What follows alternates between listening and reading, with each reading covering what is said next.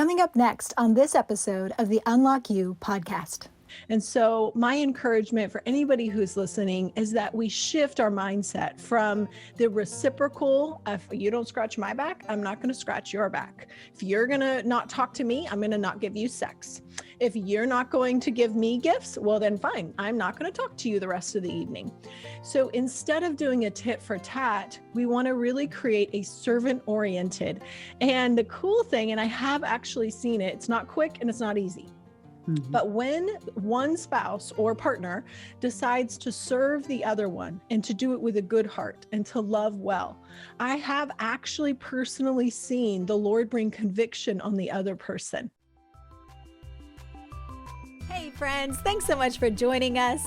This is Unlock You with Dr. Shannan Crawford. I'm a clinical psychologist, leadership consultant, and a really big fan of you getting to fulfill your life purpose. I want you to get unstuck and unlock your potential relationally, emotionally, spiritually, and vocationally. Thanks for joining us, and let's get started.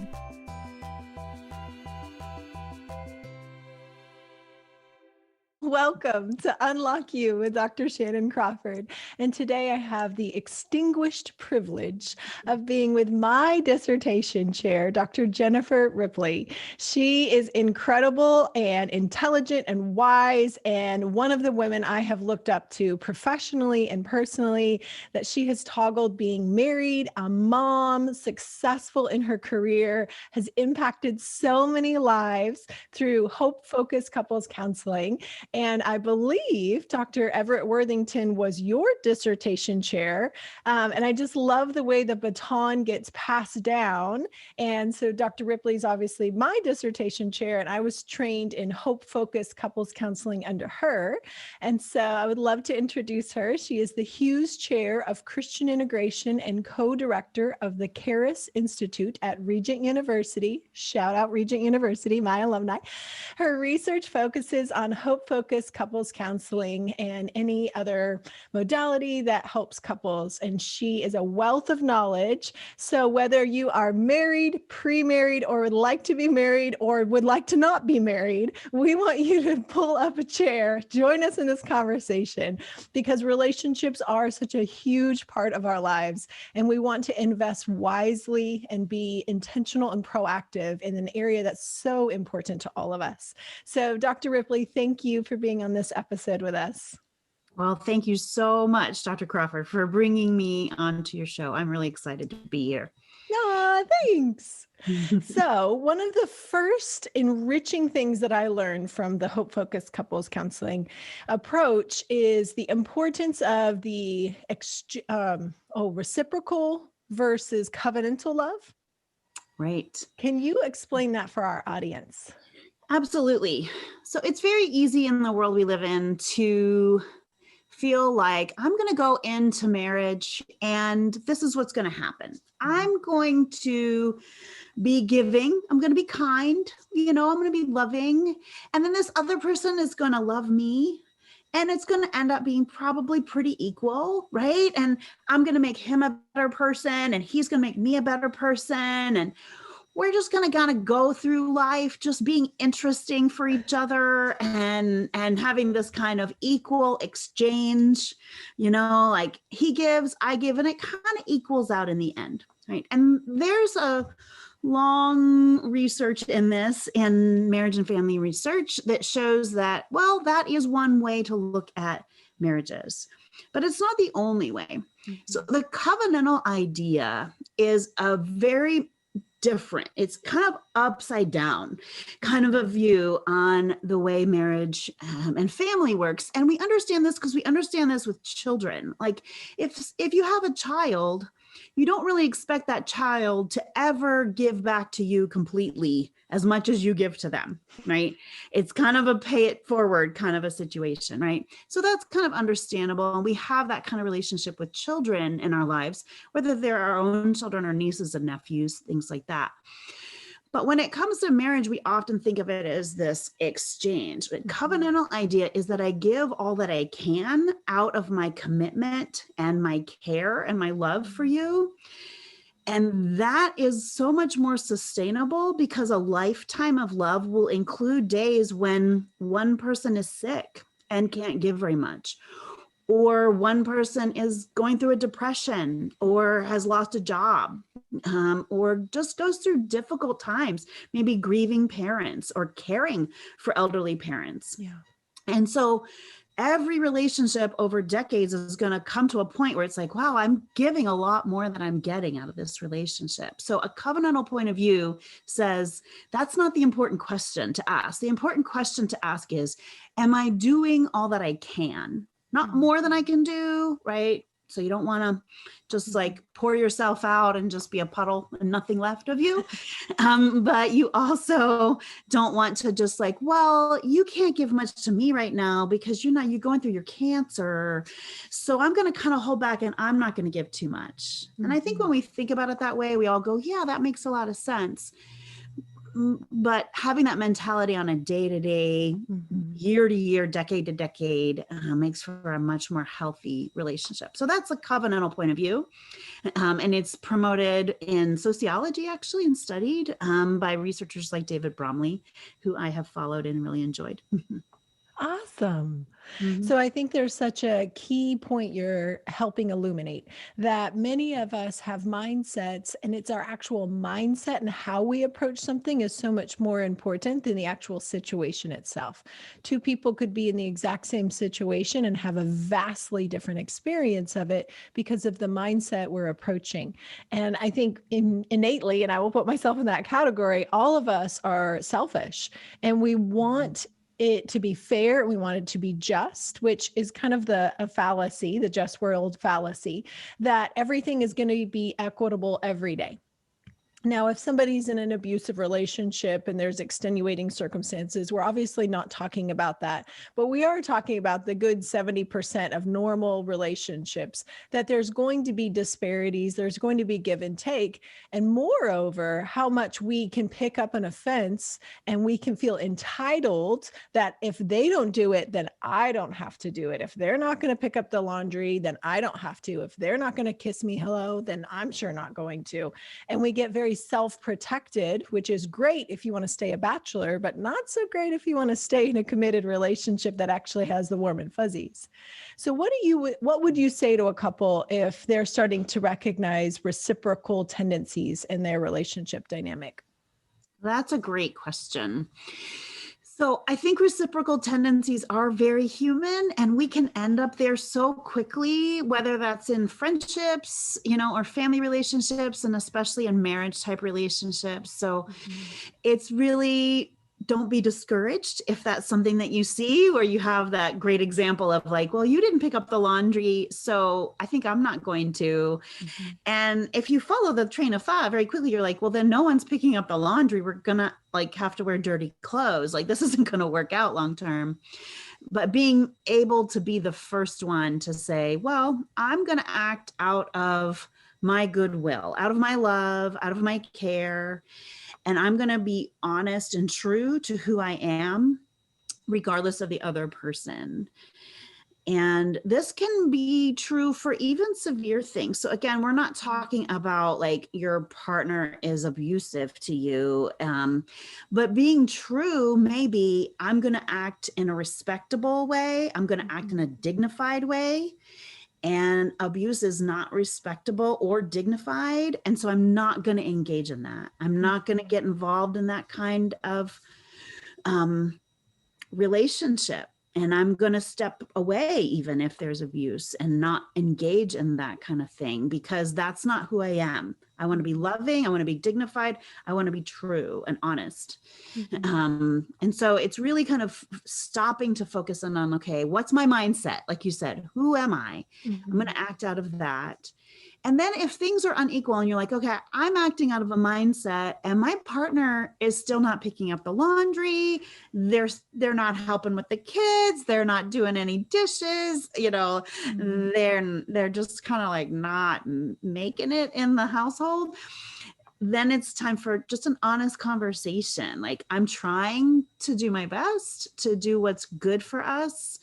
And I'm trying to have that mindset, but I'm having a really hard time. Like, are you okay? Like, You seem like you're just really folded in on yourself and having a hard time giving in this household. So there's something wrong, hon, and to be able to have that kind of soft and loving and caring, because most of the time, if someone's not giving in the relationship, something's not right. Like there's something going on. Yeah. And I love the soft startup of asking with gentleness and questions, of checking on you versus immediately jumping to conclusions, which is hard because our brains fill in heuristic, which just means mental shortcuts. So I'm immediately interpreting why you just did that or didn't do that or said that. And so I've created this whole narrative, and now I've jumped 20 feet ahead of the person, never asked them a question because I'm mind reading. And now I'm filling in the gaps, responding to them as if they actually did do that without one question. And I'm already like at DEFCON 1, ready to annihilate them because how dare they take advantage of me? When if we would humble ourselves and slow down and then reassess, okay, what mindset am I using? How much am I filling in the gaps? How can I turn this more into a loving conversation to check on their heart? And I love the analogy that Hope Focus gives about the porcupine. Can you share that analogy? Absolutely. So we use a metaphor of the porcupine. So the idea is, how do porcupines mate? It's an old joke. It's a funny joke, right? Very carefully, of course, is the answer. But essentially, we as humans, we kind of have two ways to relate to each other. We can have porcupine quills out, ready to attack, having a mindset of, I'm just waiting for you to do something wrong, and then I'm going to have at it. Like I've got my ammunition ready, and I'm sitting here waiting for you to, not do the dishes or to say something, unkind to me. And then I'm ready, But if you take a porcupine and you turn them over, they have this really soft underbelly, right? And that's how they mate. That's how you get close. You never want to get close to a porcupine that has quills out. So what happens over time is people are like, man, I'm really lonely. Like, I don't feel close. And I think the question we have to ask ourselves is, okay, do I have my quills out a lot in this relationship? Like, am I like ready and defensive and ready to attack? Or do I have that soft, vulnerable, like, I'm afraid that there's something wrong. I'm afraid of being alone. Right? Like that's the soft underbelly, that vulnerable part of us is what helps us to feel close to each other and connected in relationships. Right. And I think there's something in us that when I hear someone's soft underbelly, I naturally want to protect and care for and tend to them. The issue is many times people don't know how to do that. So they can hear that and go, okay, that's something I should do, but not necessarily have the skills on how to execute it in day-to-day life. And so sometimes we may share our vulnerable emotions. So many couples who end up in my office, they're like, come on, this is like the 1200th time that we've had this exact conversation. I have told him or her that it hurts my feelings or hurts my heart, or it undermines our trust or our connection with each other. And so they're so bitter and jaded by the time they may get to my office because there's such a deep scab over that repeated wound that just because somebody hears a soft underbelly doesn't mean they necessarily know how to execute it, how to walk that out. And then the expectations we create that if I show my soft underbelly, then now you should be that hero who tends to me and knows how to do that in an everyday fast-paced world. Oh, that is so true. Absolutely. Right. Yeah. When it can take some time to kind of like get to a point where both people can show the soft underbelly and protect each other. That's such a good way of thinking about that. Yeah. I love the idea of protecting each other's vulnerability, of being able to create a space where we can take off our armor, where we're on all day, we're performing, we're meeting demands and expectations. And that if as a couple, if you could sit down and say, what would it look like for you, right? Creating clear communication for this to be a place that you could take off your armor, where you don't feel like you have to be on or defend yourself or justify yourself. And the last 20 years of every mistake you've ever done gets pulled back up against you. What would it feel like for that to be reality? And then now what are the action steps you and I both need to be responsible to create that culture? So now that can be something that we live from instead of something we're always grasping and wishing and then disillusioned that it's not reality. How would you recommend for a couple to, one, even start with lowering their guard, lowering their quills, and showing their soft underbelly when maybe there's already been some hurt and disappointment? Absolutely. So we have this intervention in the HOPE approach. It's called a coconut smile. Okay.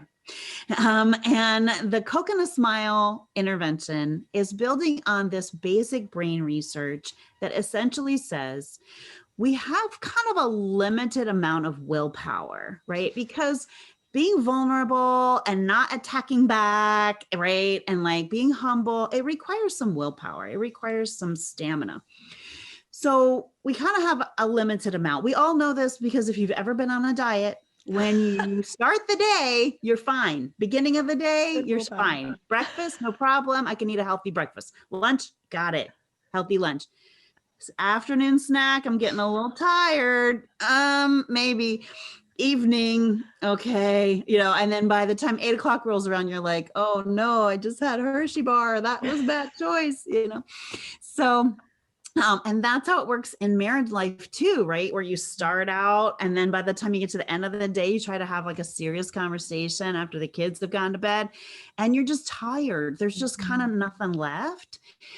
And so the research basically says our brain works on sugar. We need sugar. So I'm not advocating, I'm not advocating for people to like eat sugar, but to think in terms of like, do I have the resources right now for a difficult conversation? Yeah. There was an intervention with a couple, and I have no particular information, but they used to go to like sports events on the weekends, all weekend, right? And then they'd have fights on Sundays on their way home every weekend, right? They'd have these big fights. And the major thing for them, this is like a way to start, is they like identified, hey, Sunday afternoons, we're really tired. We're really grumpy.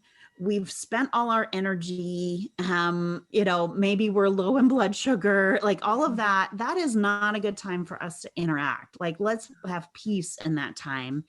And then let's pick a time when we're in a good mindset, right? And that's when you say, okay, if I'm going to be vulnerable and I'm going to show my vulnerability, let me pick a time when I know I'm in a good mindset, my partner's in a good mindset, maybe go on a walk on a Saturday morning or Sunday morning, something where you're kind of in a good space, maybe after sex, not a bad plan, and then be able to talk more vulnerably with each other and be able to bond with each other better in that moment.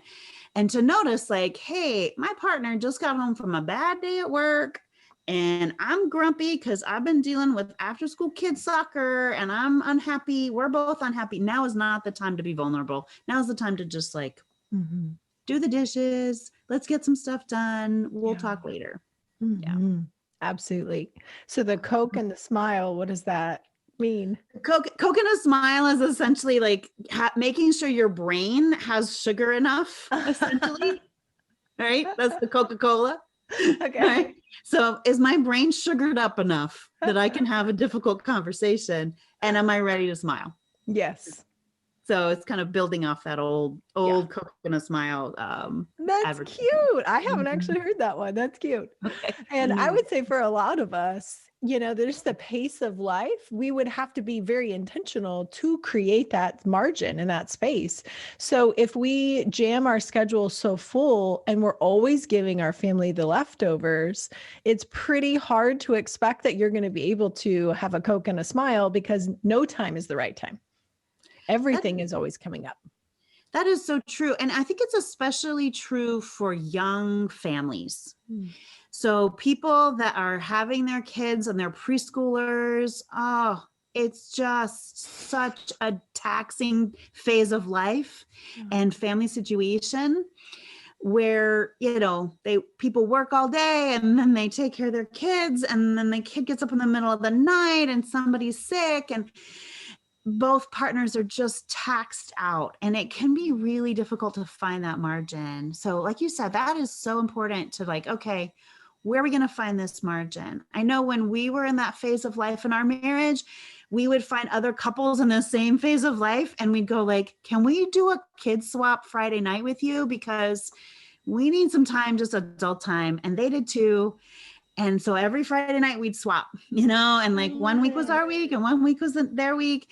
And it was so helpful just to have some time when we weren't exhausted, yet, and we can just have dinner or go for a long walk at the beach or something without our small children. And just like, I remember you're great.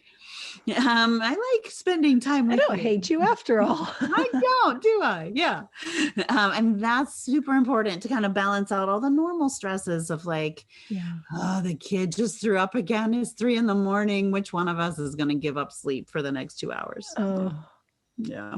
Yeah, I love sleep. And personally, I recommend before a hard conversation, actually either going on a walk with no stimulus, like silent walk, or taking a nap before you're going to have an emotionally charged conversation.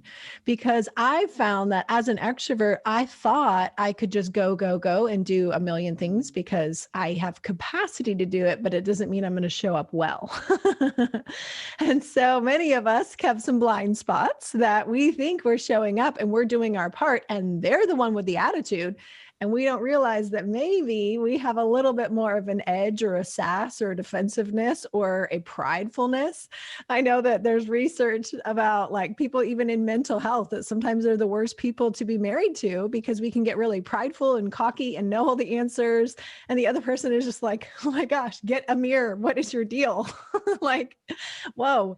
And so being able to slow down our heart rate, our blood pressure, our thoughts, and then fully be present with somebody requires those big rocks and deciding what are the little things I need to remove so that I have more margin and capacity of the big rock in my schedule. And for many of you listening, it may sound like such an easy thing that you can just do it with your, just do it mentally.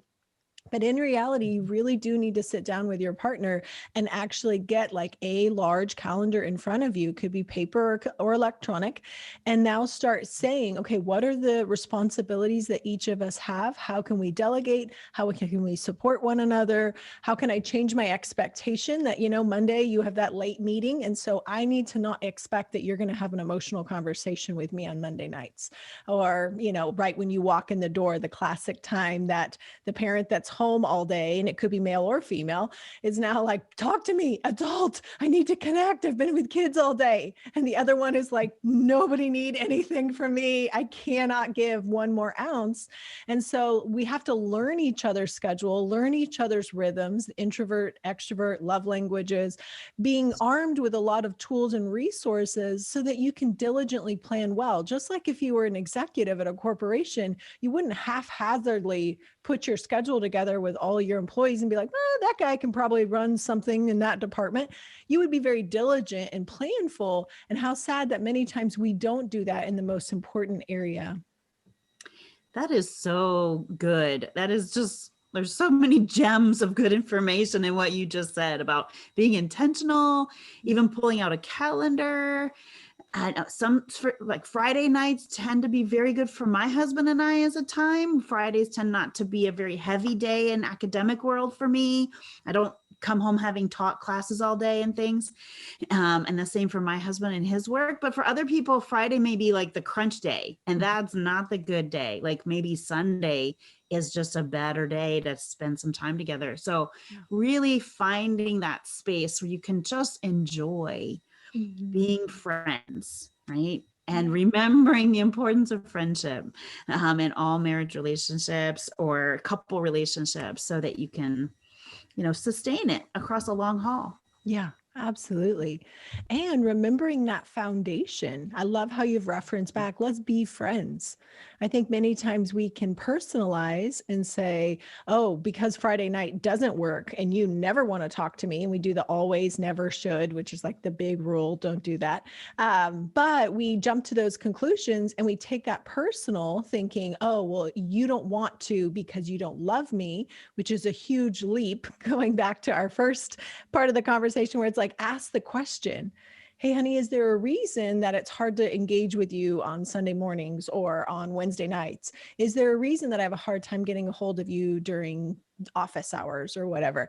Can you help me understand your day and what you're facing all day long? That way you're coming alongside as an ally instead of an adversary where they feel on the defensive that they have to justify and explain themselves. And then they feel unknown, which is actually creating more of a wedge, that there's less of a we and more of a finger pointing and the shoulds and musts. Absolutely. Yeah, we really should outlaw shoulds in marriage relationships and couples. It really would be helpful. I mean, what you're talking about, I think of as negative attributions for neutral events. So that sounds like a big academic word, but really it's simple. It's the person's doing just life, right? They didn't come in and yell at you or tell you you're a bad person or something. It's just normal life happening. So it's kind of a neutral thing. And you kind of make assumptions. Like you say, you make a jump. So a negative attribution is like, oh, they're not paying attention to me because they don't love me, because they don't care about me. You're not attracted to me anymore. They're not attracted to me anymore, right? Yeah. So it's kind of this academic idea of a negative attribution for a neutral event. And I kind of watch for that. If I see a negative attribution for a neutral event, then I'm like, this is a warning sign. So what that is when something happens in the relationship that's just kind of neutral, right? So people can understand if your spouse comes in and yells at you and tells you you're horrible, then there's nothing to assume about that other than, so you think I'm horrible, right? Like that's a negative event. But there's all kinds of neutral events that happen that are just like your spouse is busy, they're not paying attention to you, maybe they're a little grumpy, or they went to bed early and that wasn't what you were hoping for. You wanted to talk to them, things like that. There's just life, neutral events. And you make a negative attribution. Oh man, he went to bed early because, he doesn't want me. He doesn't want to talk to me, right? He doesn't think I'm beautiful anymore, right? Or he's grumpy. Oh, it must be about our relationship, right? It must be about us or our family. Yeah. And it may, but it may not. You don't know. Like it's neutral, right? It may just be tired and hangry, So kind of stopping and thinking like, hey, in my mindset, am I making negative attributions about neutral events in our relationship? And I'm just adding negativity. I'm just adding pain to myself, right? Maybe carrying over pain from childhood, of some kind of old pains that are worth exploring and trying to understand about yourself, and kind of like, you know what, this is an opportunity to check it out and say, you seem kind of grumpy. Are you okay? Yeah. Did you have a bad day at work? What was work like? Or, if you were doing something outside or whatever, whatever's happening in the relationship, the neutral event, like what's going on with you right now? Yeah. And being that confidant, being that friend, placing that above our own self needs. So again, that would be a covenantal approach, going full circle of serving us versus just serving me. Well, I'm not going to ask how you're doing. You haven't asked how I'm doing. You haven't been checking in on me. You don't know all the laundry and the kids and the demands and the bosses and all the conversations I've had. So I'm not going to ask you.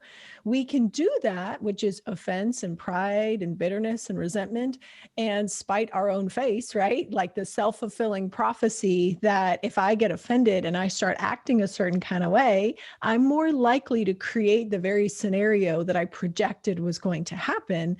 And so for many of us, while I know that it's 100% real to you, and I've been in the situation where it's 100% real to me, it is absolutely why that person just acted that way. And I would put my hand on a Bible. I am so convinced that I am right. And then I have all these entrenched beliefs. And so for many listening, you may need to spend some time just healing your heart, that there's offense that can build and there's wounds and there's some healing that may need to take time.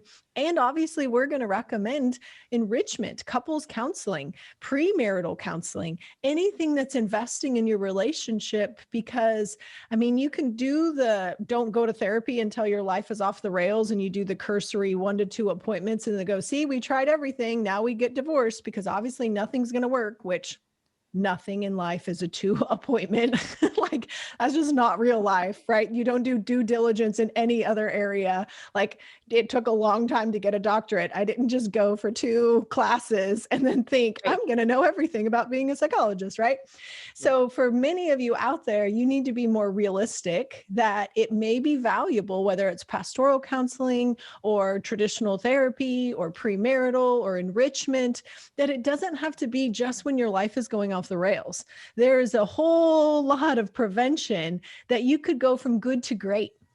And that's what we want in this channel, is for a culture to be created that instead of being reactive in our lives, passive, and things just happen to us and then we whine and complain and poor me, or we're on the other side saying, I want to take ownership and responsibility for what is mine to steward, including hard conversations, belief systems that I've allowed to accrue over time, judgments that I've formed against myself or against them, or projecting that they're thinking this, and reenactments that are being created in a relationship, which just means our past relationships getting played out in our current ones. So my hope, and I think a big part of Hope Focused, is this belief that we want to do enrichment. We really want people to be thinking through, hey, if you've had a hard conversation, it is wisdom to bring in a third person who can just kind of hear both sides, clear up the chatter, get back to truth, reconnect your heart so that you're soft underbelly to soft underbelly, and then they can send you on your way and you're enjoying life again, instead of allowing these little things, but pride telling us, well, I'm not going to talk to somebody about that. We have a good marriage, or we're leaders, or we're pastors, or we're in a position of influence, so we shouldn't have to go to somebody. We should be able to. And if you notice how many times I just said should. Gotta quit shoulding. Yes, because it's just not real life. We can have those expectations, but it doesn't make it valid. It also doesn't make it helpful. And so my encouragement for anybody who's listening is that we shift our mindset from the reciprocal, if you don't scratch my back, I'm not going to scratch your back. If you're going to not talk to me, I'm going to not give you sex. If you're not going to give me gifts, well, then fine, I'm not going to talk to you the rest of the evening. So instead of doing a tit for tat, we want to really create a servant oriented. And the cool thing, and I have actually seen it, it's not quick and it's not easy. But when one spouse or partner decides to serve the other one and to do it with a good heart and to love well, I have actually personally seen the Lord bring conviction on the other person. That while they are just so enveloped and obtuse in their own mind and not appreciating the other one that is serving them day in and day out and doing the right thing, and it's super unfair and unjust, that the Lord will start bringing conviction. I've even seen that other spouse start to listen to Laura Schlesinger on the radio or something. Things will start coming in their path because I'm not standing in judgment. I'm not trying to control and manipulate or withhold. I am continuing to do the right thing, which is sowing good seed, and you're going to reap good harvest. That's a principle of sowing and reaping, that what you sow into, you'll get a harvest. So many of us have been sowing sarcasm or silence or the cold shoulder. Many of us have been sowing seed, and then we get a harvest and we're really confused and frustrated and annoyed when we haven't taken the time to consider, okay, am I giving them my best? Have I looked at the calendar to make sure I have margin and capacity to serve them? Have I fallen into the trap of an egocentric reciprocal relationship? Or am I really coming back to a place of a covenantal love for the long-term investment with a high yield of a relationship? And so for many of these tools we've talked about, there is some heart shift. And if instead of just pointing at your partner thinking, man, if they would just listen to this episode, what if we started with ourselves? What if we became the kind of friend or daughter or son or spouse or father or mother who was really intentional about serving the other person, bringing out the best in them? And then classical conditioning, they want to be around you. Instead of nagging them for something, if you are honey instead of vinegar, they're drawn to you. And I love how hope-focused couples counseling creates that environment. I love that they provide a baseline assessment for all couples. I mean, you could be like devastating, like you're about to talk to the lawyers, or you could be just this really cute premarital couple and you just need a baseline, or a really healthy couple. I work with lots of good to great type couples that you don't have to be in devastation and terrible. You could just be in a season where you're like, hey, we don't have to live like this. If we have a stuck point, let's go ahead, fine tune, just like you would go to your car, get a mechanic, look at it and get the oil change and then keep going so that you don't have to have the engine blow up before you address something important. Absolutely. That's so true. We live in this has been particularly hard times, obviously. We've been through a pandemic and, we're coming out the other end of it this summer, but it's really hard times are pretty consistent, I mean, basically there's just difficult times in the modern world that we live in. And I think everyone recognizes it. You see shows like Modern Love, or, you hear people talk about modern love and how hard it is to find a partner, how hard it is to create a healthy relationship and sustain it. Like there's so many pressures that pull people apart and make it really difficult to create a good, healthy, long-term relationship. And so I think what you're talking about is absolutely important. And it may be more important today than it was 100 years ago. I don't know, but all those pressures need some kind of counterpoint. And so that enrichment, that weekly date, that, hey, I'm going to act out of the goodness and out of kind of a gracious kind of approach, right? Like I'm going to recognize I have pain, you have pain. We both have defenses. We both have vulnerabilities from our past, maybe past relationships and past marriages or childhood. And I'm going to protect. That's the kind of person I want to be. When I'm an old lady, and people would want to be around me because I'm gracious about other people's problems. And I've learned how to deal with that. That's a good goal in life. Yeah, I agree. So right now, we just want to honor those who are listening. Thank you for joining us for this episode. We'll have many, many more. But thank you. Thank you for taking the time to invest in being the kind of person that cultivates healthy relationship with anybody, because everything we've said is our universal relationship principles. And so we want to be the kind of people that serve well, that are covenantal, that bring out the best. And then people want to come close to you. They want to be near you because you have a soft underbelly that invites them to feel safe with their soft underbelly. Thank you, Dr. Jennifer Ripley, my hero, for being on this episode. It is such a privilege to get to see you today. And thank you, everybody. Be sure to subscribe and share and leave comments because we want to make sure we're tailoring the episodes for you. Love you guys. Bye. Hey, thanks so much for watching this episode of Unlock You. It is our dream to invest in you. And one of the ways you can do that is by getting more of the bonus material, the content, and to know about future events. Head to the website, drshannancrawford.com, subscribe to the newsletter, and you'll be the first to know what we're rolling out. And we want you to truly get unlocked so that you can thrive, not only for yourself, but also for the greater calling on your life. Let's link arms and do it together. See you in the next episode.